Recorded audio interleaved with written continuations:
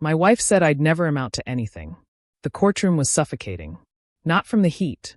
The November air was actually cold enough that I could see my breath in the poorly heated municipal building, but from the weight of Victoria's words hanging in the air like a toxic cloud.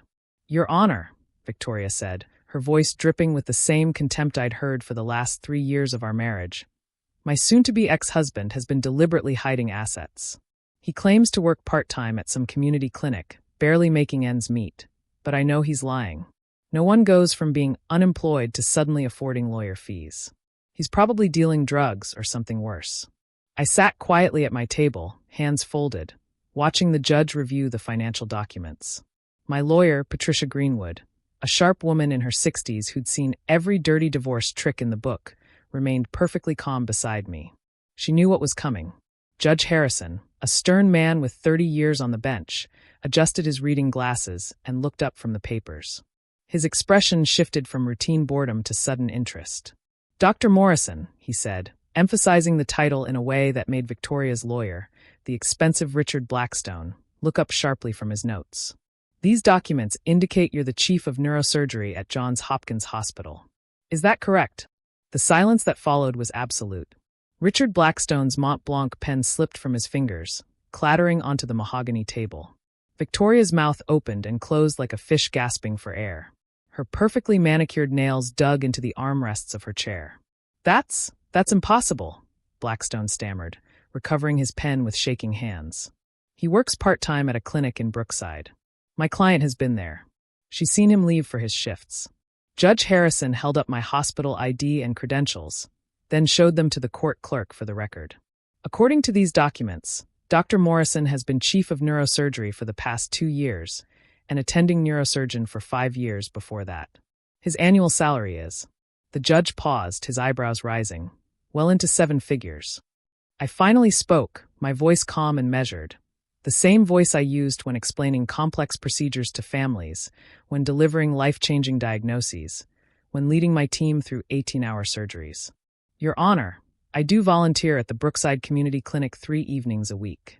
I perform free surgeries for underprivileged patients who can't afford specialized neurological care." Perhaps that's what my wife observed. Victoria's face had gone from pale to flushed red.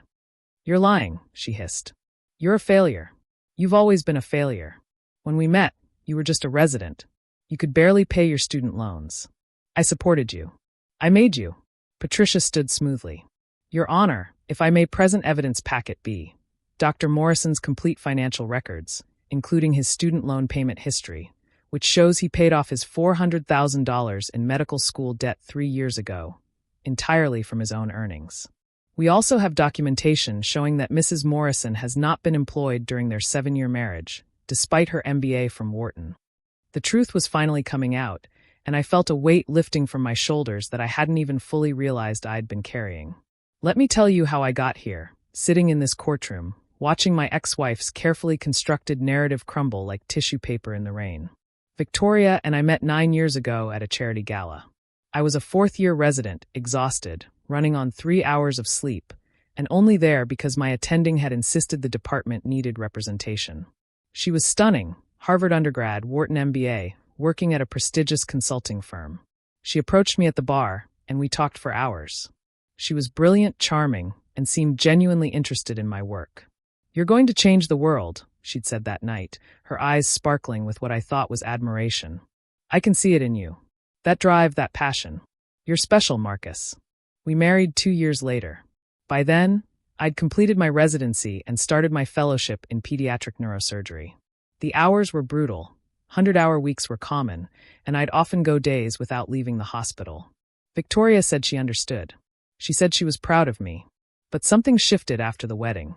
The comments started small. "Another late night? Must be nice having a job that's more important than your wife. That attending position at Hopkins? You'll never get it. They want political players, not workhorses. Maybe you should consider a different specialty. Something with better hours. Dermatology pays well." When I did get the attending position at Hopkins, becoming one of the youngest neurosurgeons ever hired there, Victoria's response was telling. Well, they probably needed to fill a quota. The more successful I became, the more vicious her comments grew. when I performed a groundbreaking surgery separating conjoined twins connected at the brain. A procedure that made international headlines. She said I was getting too big for my britches and needed to remember where I came from. She started spending. Lavishly. Designer clothes, jewelry, trips with her friends to Europe. When I questioned the credit card bills, she'd explode. I sacrificed my career for you. I could have been a partner at McKinsey by now, but I chose to support you instead. The least you can do is ensure I can maintain a decent lifestyle. The truth was, she'd quit her job 6 months after our wedding, claiming she needed to manage our household and support my career. That support consisted mainly of complaining that I was never home and spending money we didn't have yet. I started hiding my successes. When I was promoted to chief of neurosurgery, the youngest in Johns Hopkins history, I didn't tell her for a month. When my salary increased, I had it deposited into a separate account and continued living as if nothing had changed, still driving my old Honda Civic, still wearing the same clothes I'd had since residency. The volunteer work at Brookside Clinic became my escape. There, I could just be Dr. Morrison, who helped kids with brain tumors whose families couldn't afford care. No drama, no criticism, just medicine. Victoria thought I was moonlighting for extra money because we were struggling. I let her believe it. The breaking point came 6 months ago. I'd just completed a 23-hour surgery on a 4-year-old with a rare brainstem tumor. It was successful. The child would live a normal life. I was exhausted but exhilarated.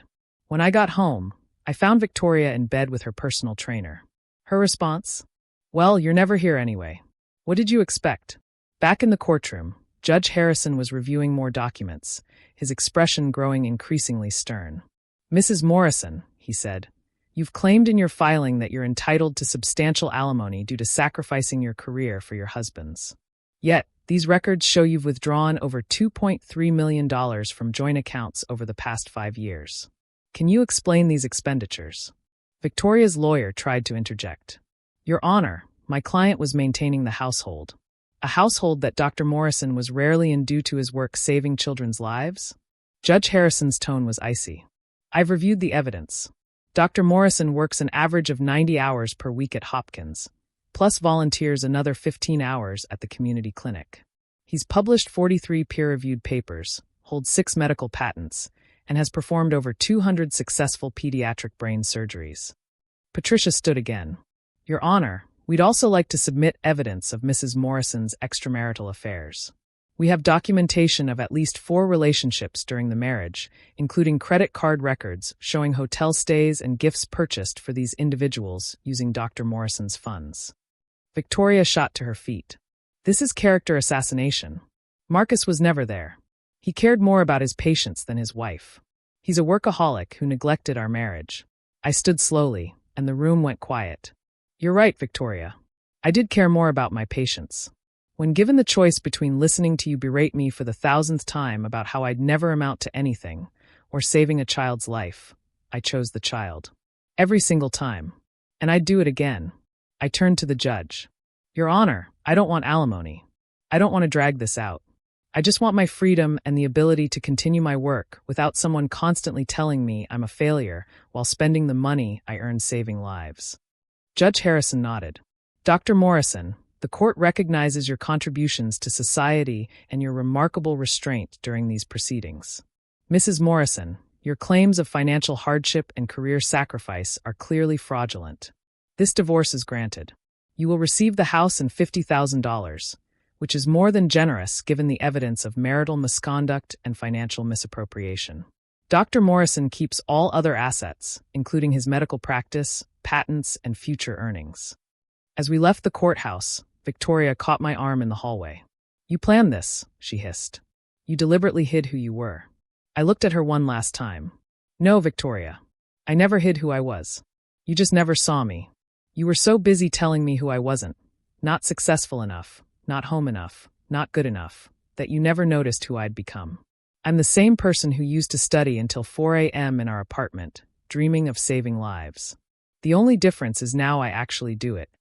3 months later, I was in surgery, removing a tumor from a 6-year-old's temporal lobe, when my surgical nurse mentioned she'd seen an article about Victoria. Isn't that your ex-wife? The one who's now working as a receptionist at a dental office. I didn't look up from my work, carefully navigating around critical brain tissue. I wouldn't know. I've got more important things to focus on. And I did. The little girl on my operating table would walk out of this hospital tumor-free. She'd grow up, go to school, maybe become a doctor herself one day. That's what mattered. That's what had always mattered. Victoria was wrong about one thing. I had amounted to something. Not because of the title or the salary or the recognition, but because every day I got to give children their futures back. And no amount of her criticism could ever take that away from me. The surgery was successful. It always is these days. Turns out when you stop listening to people who tell you you're destined to fail, you discover just how much you're capable of achieving.